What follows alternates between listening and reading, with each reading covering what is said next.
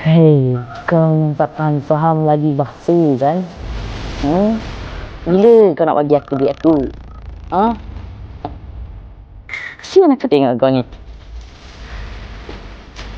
Hei, hei,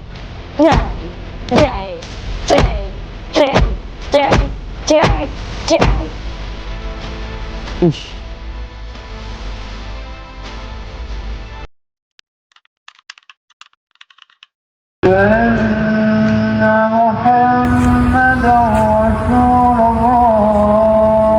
Pernah sesat dalam dunia gelapku sendiri, sehingga Tuhan menarik aku dengan luka dan air mata.